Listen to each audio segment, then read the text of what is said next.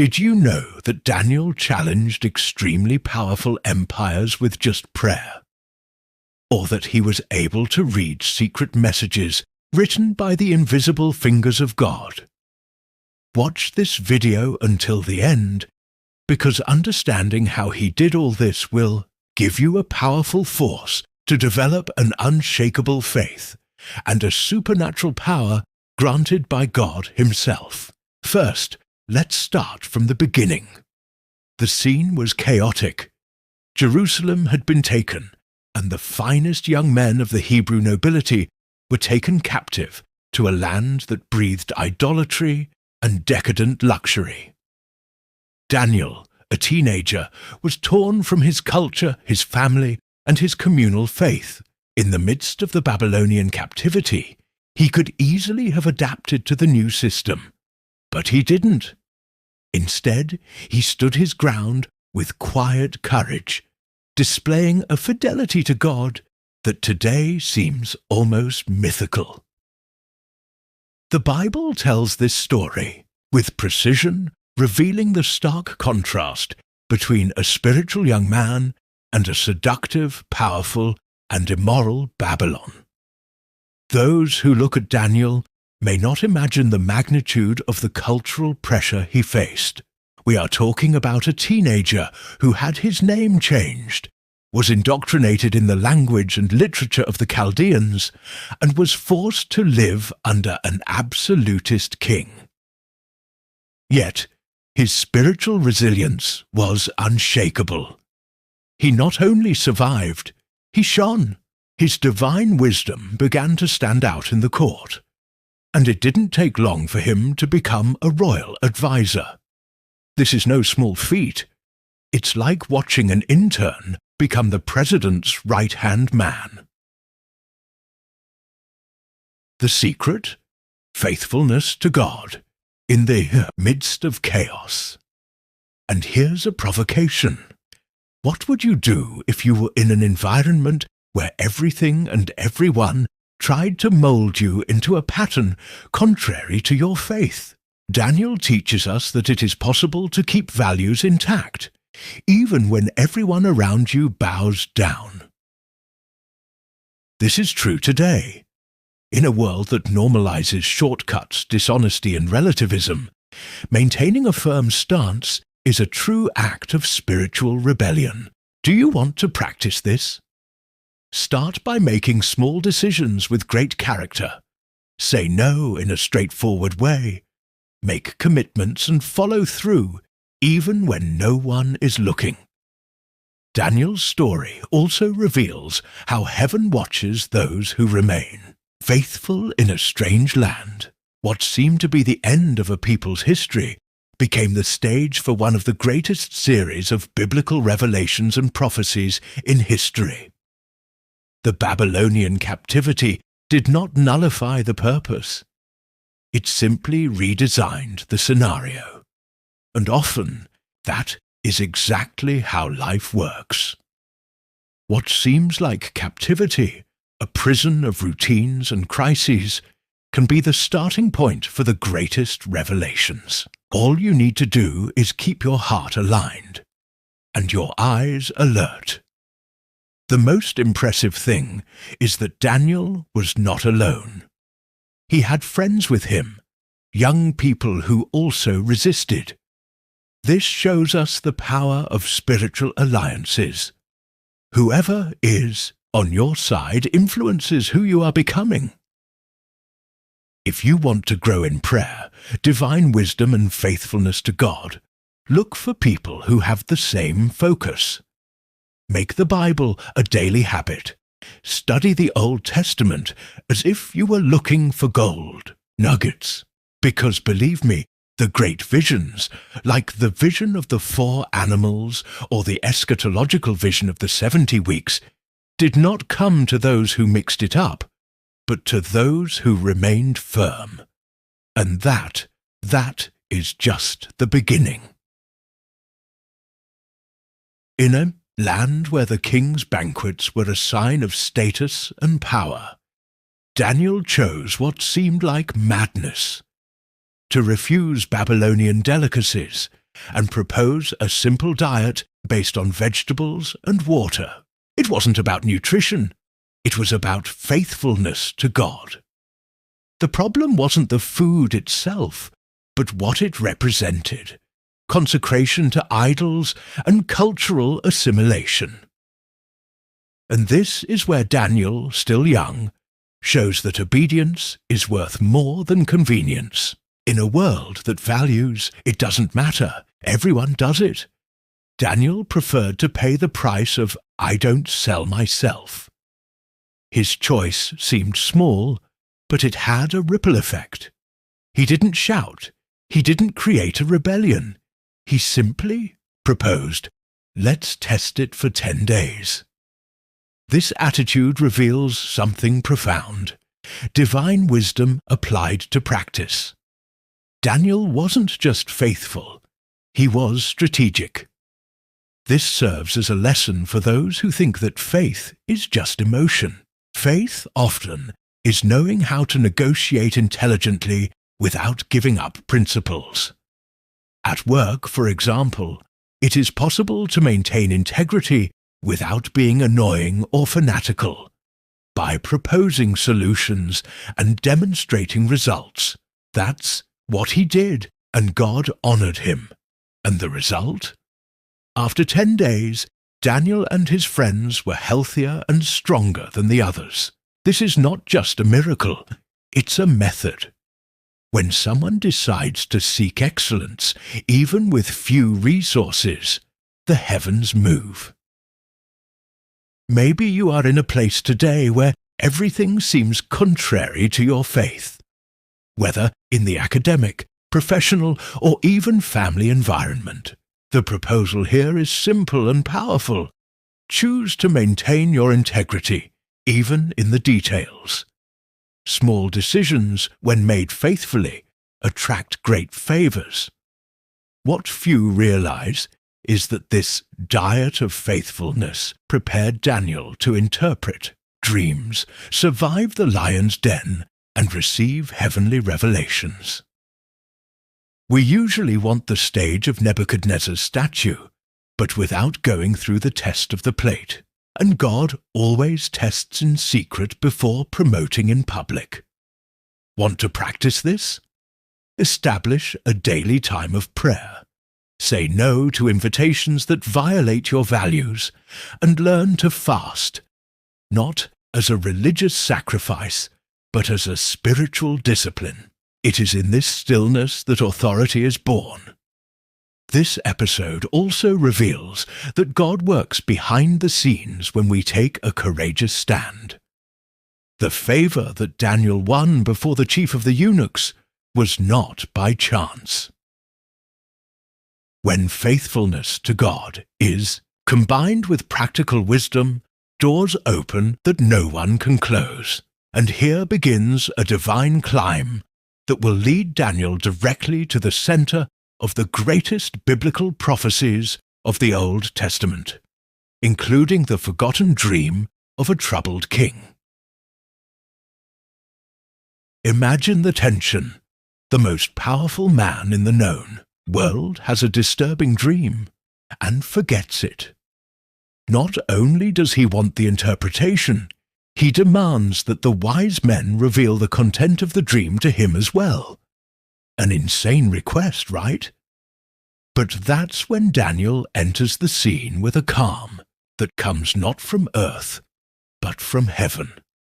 He doesn't run, he doesn't panic, he prays.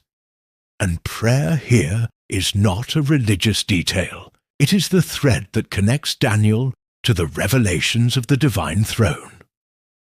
At this point, faith meets the impossible, and the impossible yields. What Daniel reveals to King Nebuchadnezzar is more than just a simple enigma solved. The statue, with its head of gold, chest of silver, belly of bronze, and legs of iron, is a timeline carved in visions, prophesied empires, each symbolizing a crucial moment in world history. And this, my friend, is not prophetic fantasy. It is eschatology, disguised as a dream. The most incredible thing is that all of this begins with a young exile who had only one tool: his faithfulness to God. It was not luck, it was preparation. Notice the pattern. Daniel asks for time, gathers his friends, seeks divine wisdom, and receives the revelation.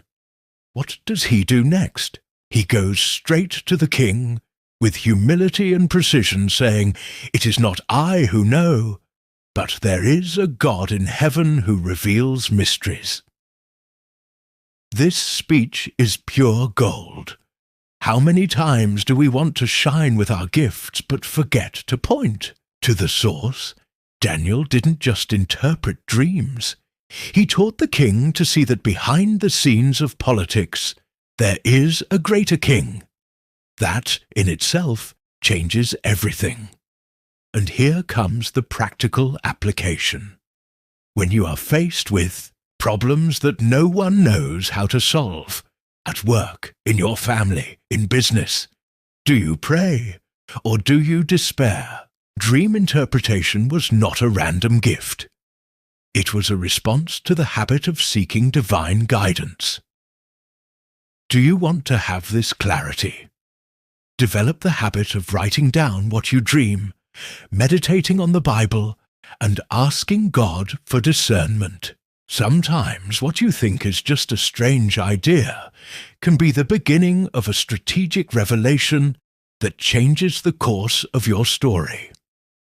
The revelation of the dream not only saved the wise men of Babylon from mass execution, but also elevated Daniel to a position of authority, from prisoner to governor, from foreigner to advisor to the throne.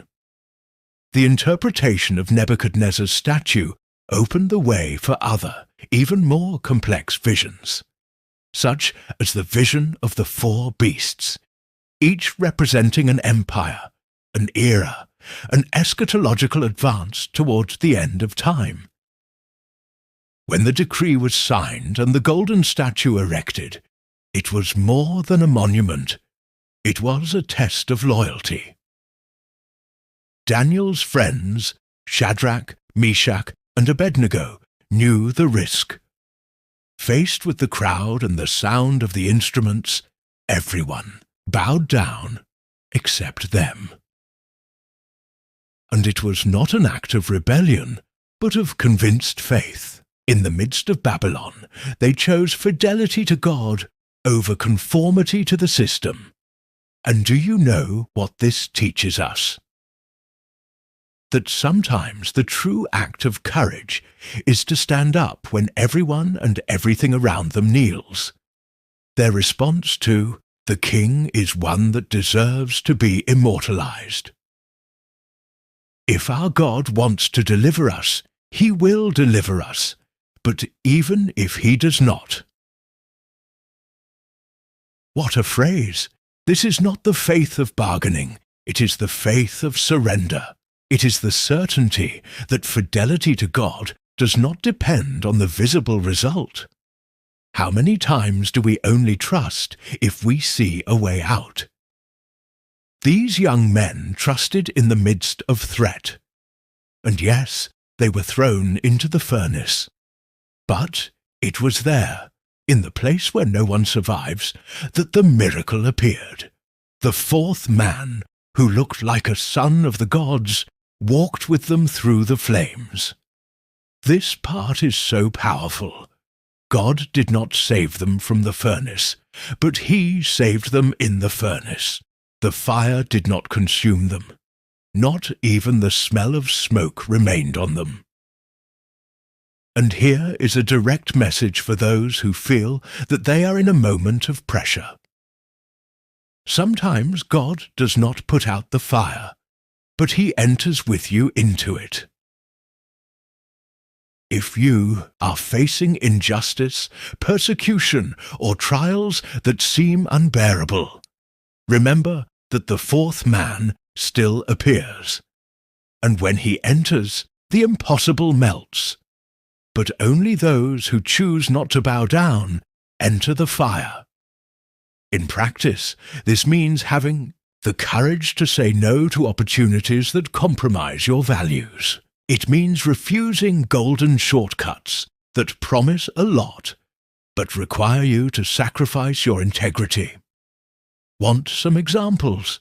Refusing to lie to close deals, not giving in to the culture of comparison on social media, or not trading principles for approval. This is what spiritual resilience is. It's not just about strength, but about posture. It's knowing that even if everything goes wrong in human eyes, you're not alone. The reward comes after faithfulness.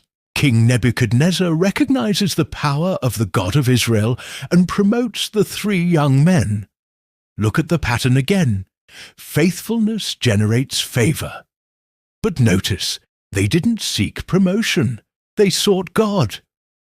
And that was enough. And this experience opened the king's heart even more to other revelations, including another strange dream, one that showed a gigantic tree being cut down, and that only Daniel would have divine wisdom to interpret. Nebuchadnezzar was at his peak. A sumptuous palace, hanging gardens, a consolidated empire. Everything seemed under control, but his heart was inflamed with pride. He thought that success was the exclusive result of his own arm. Then came another strange dream, a huge leafy tree being cut down, and who is called to decipher this? Yes, Daniel again. With divine wisdom and fear in his heart, he warns the king, "Repent, for judgment will come." And that is where one of the most impressive scenes in the Bible begins. 12 months have passed since the warning. A year has passed. And then, at the very moment when Nebuchadnezzar was boasting of his glory, a voice from heaven interrupts him. "The kingdom has departed from you." The powerful king loses his reason and spends 7 years living like an animal, eating grass and wandering in the open air. This is not just punishment. It is a divine lesson. It is as if God is saying, you will learn that every human dominion has a limit, and that above all kingdoms there is an eternal throne. And Daniel? He stands there, watching with spiritual eyes as God deals with human pride. This story is a direct and stark reminder. Pride comes before a fall. No matter how high you climb, if your heart does not bow before God, decline is inevitable. And this lesson is not just for Nebuchadnezzar of old. It is for us too, when we think we are self-sufficient, when we boast about our resume, our ministry, our success, we run the risk of going spiritually crazy. Want to avoid this? Cultivate humility. Pray before making decisions. Acknowledge your blessings, and never forget to give thanks. This protects you. At the end of the 7 years, something extraordinary happens. The king raises his eyes to heaven, and his reason returns. He recognizes that the Almighty reigns, and finally understands what Daniel was saying all along. The pride that brought him down was the same one that hindered his vision of faith, and the recognition of God's sovereignty becomes the turning point. Curious, right? Because sometimes we need to hit rock bottom to look up, and when that happens, God's faithfulness is revealed. Even after our worst moments, this story sets the stage for a new king, Belshazzar, who would learn nothing from the past. Daniel, once again, would be called upon for a dramatic and mysterious scene. This time it was not a dream, but a message written by God's own finger on a royal wall, in the middle of a profane party. An urgent code, a sealed sentence, and a prophecy fulfilled before the wine even cooled. The party was in full swing. The wine was flowing, the nobles were laughing, and Belshazzar, king of Babylon, decided to be more daring than usual. He ordered the sacred utensils from the Temple of Jerusalem to be brought in to drink with them. It was pure debauchery. But he forgot one thing.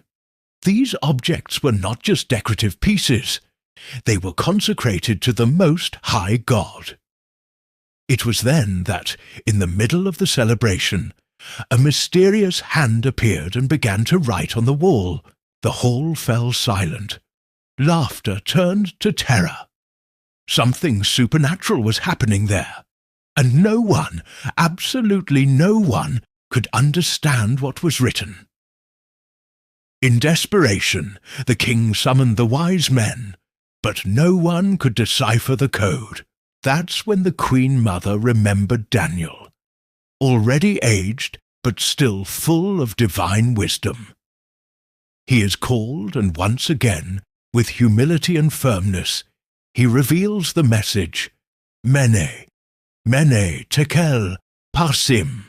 The interpretation is direct as lightning. Your kingdom has been numbered, weighed in the balances, and found wanting. Wow! Imagine hearing that at the height of your power. Daniel did not soften. He spoke with prophetic authority.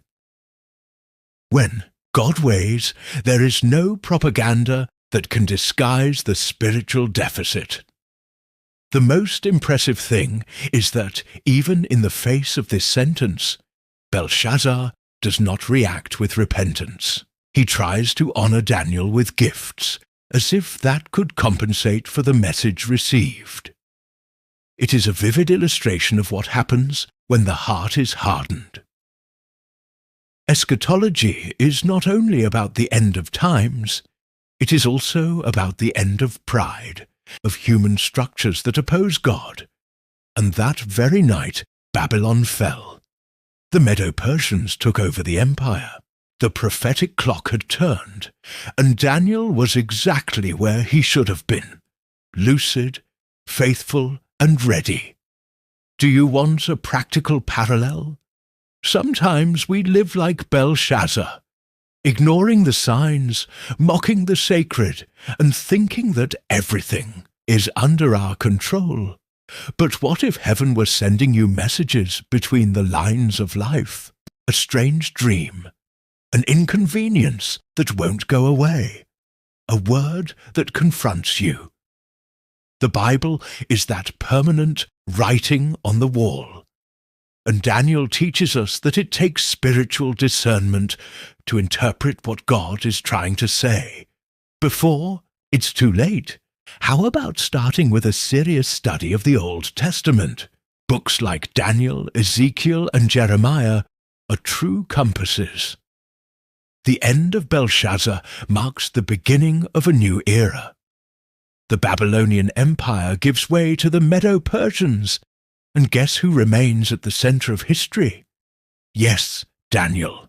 He wasn't erased by the previous system. On the contrary, his faithfulness to God kept him relevant, even with the change of crown. And with that, new threats arise, now no longer parties and statues, but silent conspiracies, political traps, and a den full of hungry lions. Daniel was already an old man, experienced, respected by kings, but his faithfulness to God remained unshakable, as in his youth. In the new Medo-Persian government, he once again stands out for his divine wisdom and integrity. This, of course, generates envy. Corrupt and sycophantic leaders conspire against him, but they find no administrative flaws or scandals to exploit. So they attack where they know he would never give in, his faith. They create a decree that prohibits prayer to any god or man other than the king. And what does Daniel do? He goes home and prays 3 times a day, with the window open. That's right. He could have prayed in silence, hidden away, just for a while, until things calmed down. But no, because his prayer life was not a formality. It was his oxygen. Daniel preferred to face the lion's den rather than live a disguised faith. What kind of faith is that, huh? A faith that does not adapt to pressure. A faith that resists threat. Perhaps you are in an environment where expressing your faith seems dangerous, whether emotionally or even professionally. Daniel teaches you that faithfulness is worth more than momentary acceptance. And yes, he was thrown into a pit. A real pit, with real hungry lions. But there was also an angel there, a messenger from heaven who shut the mouths of the beasts. The next morning, the king runs to the place of distress and finds Daniel alive, intact, and with a serenity that only those who have total trust in the sovereignty of God can experience. This is not a biblical exaggeration. It is a practical demonstration that when you align yourself with heaven, the earth cannot destroy you. And when faithfulness is maintained in the dark, God responds with light. The result? The same king who had signed the decree against prayer now recognizes the power of Daniel's God and decrees that everyone respect this God. Note this pattern carefully. Daniel never fought for recognition. He simply stood firm. And that is exactly what has made him an example of faith to this day. This story is for those who sometimes feel swallowed up by systems, pressures, and crises. God still shuts the mouths of lions. But he does this with those who decide to pray, even when praying seems crazy. After this, Daniel remains in a position of authority, but something changes. He begins to have more intense, more symbolic, more prophetic visions. One of them is especially striking. The vision of 4 animals representing empires and geopolitical movements that would extend until the end of time. The eschatology intensifies. The revelations take on a cosmic tone. And Daniel remains faithful, attentive, and available to receive what few would be able to bear. One night, Daniel has a vision that looks like a scene from an apocalyptic movie. A rough sea and 4 frightening animals emerging from it. A lion with wings, a bear with 3 ribs in its mouth, a leopard with 4 wings, and a terrible, indescribable beast. This is no ordinary dream. It is a revelation, and the most interesting thing is that this vision occurs after decades of profound experiences with God. In other words, Daniel's continued faithfulness takes him to even higher levels of revelation. This vision becomes one of the richest biblical prophecies about the prophesied empires and the end times. Each animal represents a world empire, like Nebuchadnezzar's statue itself, only now with more details and eschatological layers. The lion represents Babylon. The bear is Medo-Persia. The leopard symbolizes Alexander's Greece, and the 4th beast, terrible and with 10 horns, is associated with the Roman Empire and its final developments.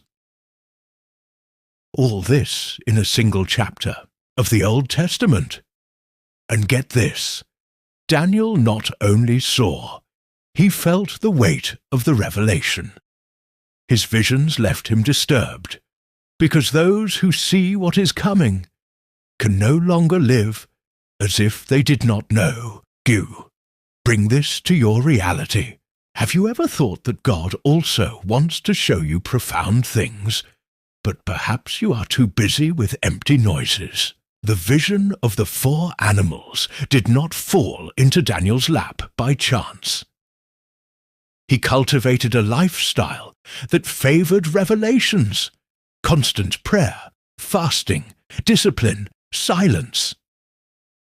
If you want more spiritual discernment, to understand your time, your challenges, your wars, start there.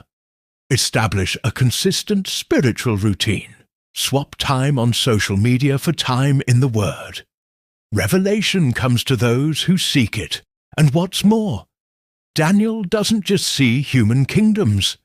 He also sees an Ancient of Days sitting on a throne of fire, and one like the Son of Man, receiving eternal dominion. In other words, in the midst of the chaos of empires, God shows who really rules. It's a direct reminder, no matter how much political systems change and kings exalt themselves, the final sovereignty belongs to God. And the most incredible thing is that this vision points to Christ, the Son of Man exalted above all, pure eschatology, and profound. Daniel was seeing the future and remained firm in the present. And all this was not isolated. This vision was just one of many that Daniel would receive. Soon after, he would be led to one of the most precise revelations in the entire Bible, the prophecy of the 70 weeks. A prophetic calculation that anticipates the coming of the Messiah, the beginning of the end, and further opens the curtain on the last days of human history. Daniel is praying, fasting, meditating on the Scriptures, when suddenly the angel Gabriel appears with one of the most mathematically precise revelations in the Bible.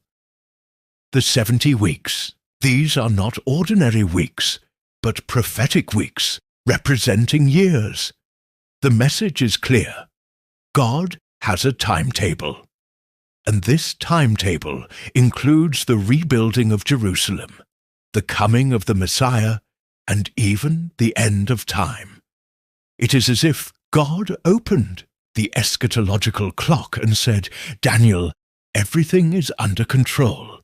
Every detail has already been determined." This is eschatology gaining numbers, deadlines, and divine precision. The prophecy begins with the decree to rebuild Jerusalem and continues until the arrival of the Anointed One, the Messiah, who would be cut off through no fault of his own. Yes, Daniel saw the death of Jesus centuries before. That should make anyone's jaw drop. This is perhaps the most impressive prophecy in the Old Testament. It shows that God is not improvising. He has a plan, and that plan includes redemption, judgment, and restoration. The Bible is not a collection of loose stories, but a perfectly woven plot of revelations. Now, if this was revealed to a man who prayed with discipline, can you imagine what God can still show to those who are willing to seek Him with the same fervor? Here's something practical. Do you want to dive into this level of revelation? Then establish a fixed time for in-depth Bible study. Pick up books like Daniel, Zechariah, and Revelation, and read them with a notebook by your side. Make maps, study timelines, compare translations.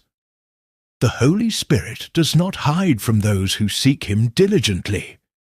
Daniel received it because he didn't just ask for blessings. He asked for understanding. The prophecy also speaks of a prince who is to come, who would make an alliance for 1 week and then betray it. This points to times yet to come, full of spiritual and political tension. In other words, the 70 weeks have not completely ended. We are still living part of them. This puts us inside the prophecy, as if we were in the middle of the movie and knew the script for the end. This changes everything. It changes how you live, how you pray, how you position yourself. Because those who understand time live with purpose, and those who live with purpose impact the world. At the end of this vision, Daniel is shaken. The revelation was so strong that he faints and becomes ill. But he doesn't give up, because he knows that what he saw wasn't just for him. It was for us too. And there was more to come. Much more. A final sequence of intense visions with angels, spiritual battles, prophecies of resurrection, tribulations, and seals. Revelations that point directly to the end of time and the final chapter in human history. In the final chapters of the book of Daniel, the tone changes.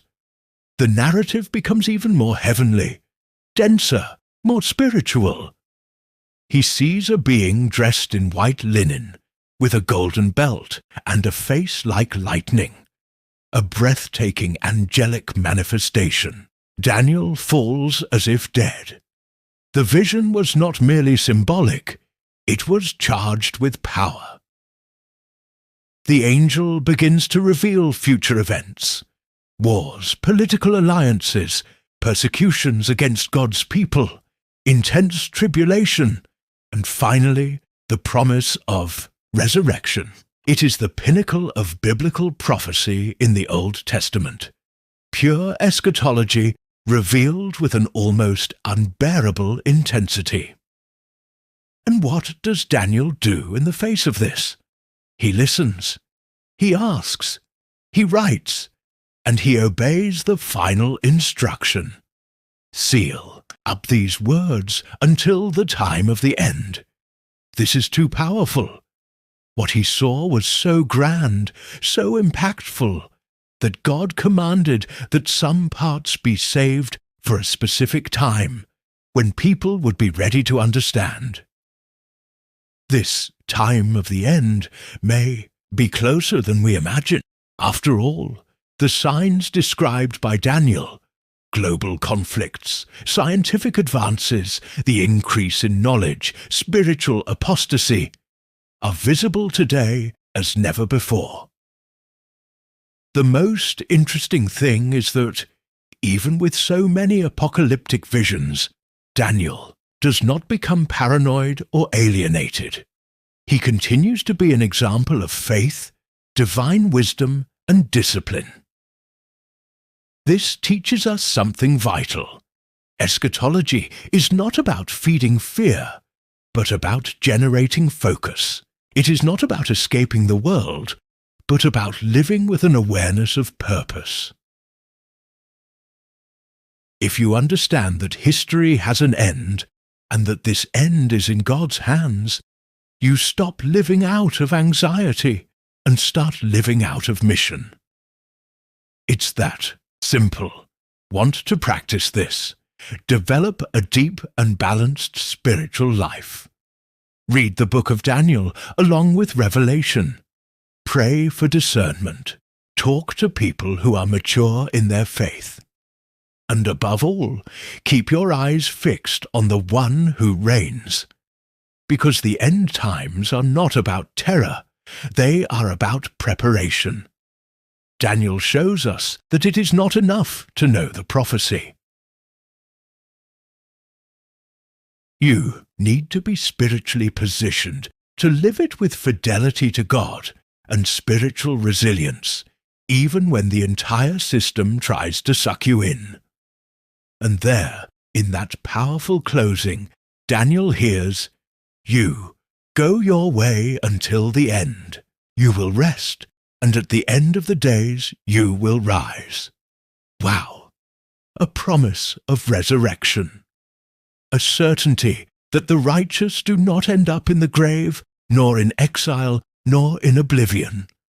And with that, we come to the heart of Daniel's story, not only as a prophet, but as a man who inspires us to this day to live with courage, faith, purpose, and resilience, even in difficult times.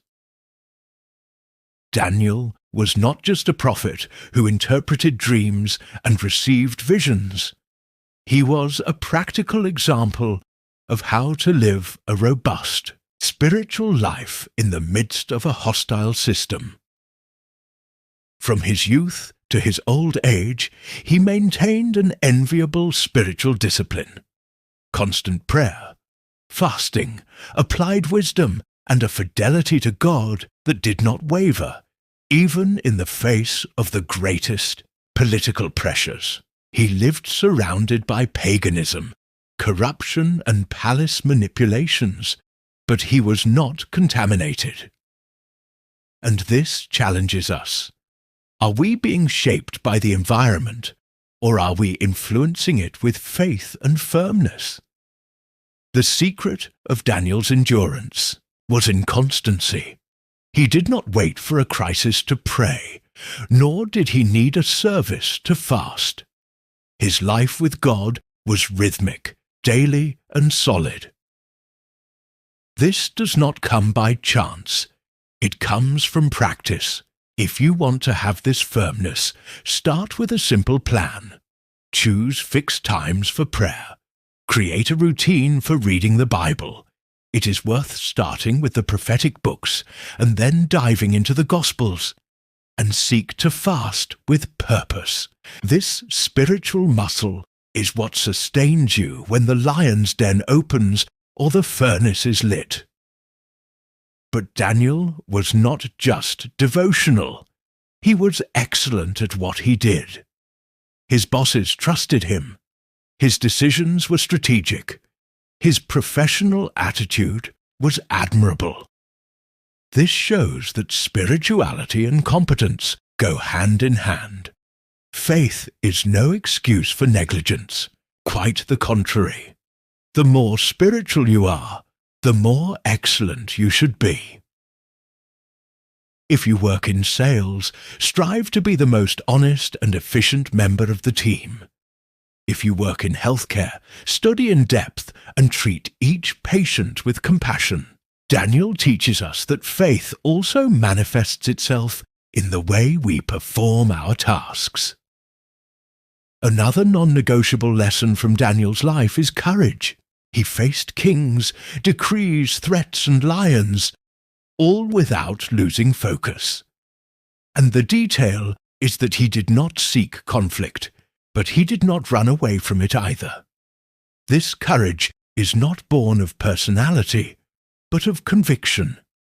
Those who know who they believe in do not tremble before kings. Do you want to develop this? Start by positioning yourself with love and firmness. Whether on the internet, in a family group, at work, or even in church, wherever necessary, speak with truth and grace. Those who fear God need not fear other men. Finally, Daniel shows us that it is possible to live with hope until our last breath. He saw empires rise and fall, faced betrayal, witnessed the fulfillment of biblical prophecies, and received eschatological revelations that still echo today. And yet, he ended his journey with peace and promise. Faithfulness to God does not guarantee comfort, but it does guarantee purpose. And that is what sustains those who walk with vision. Because deep down, what Daniel teaches us is that no matter how much the world changes, the Word of God and those who abide in it remain firm. If this content sparked something in you, a good discomfort, a desire to go deeper, then don't let this moment pass you by. Start with the basics Have a Bible in your hands. Choose a reading plan. Set aside time for prayer. Turn off the noise and listen to heaven. Ask questions, write, study, and most importantly, choose not to bow down, not to the system, not to fear, not to doubt. Think about it this way. What would Daniel have done if he were in your shoes? Would he have prayed more fervently? Would he have taken a more courageous stand? Have you ever stopped to think that perhaps your room is now your lion's den, and the silence of your faith is the biggest trap? The good news is that the same God who revealed himself to Daniel wants to reveal himself to you. But he reveals himself to those who seek him, to those who decide. Now, if you want to continue learning about these mysteries of the Bible, subscribe to the channel and activate the bell. I left another video that you will like. Just click on it and it will now appear on the screen.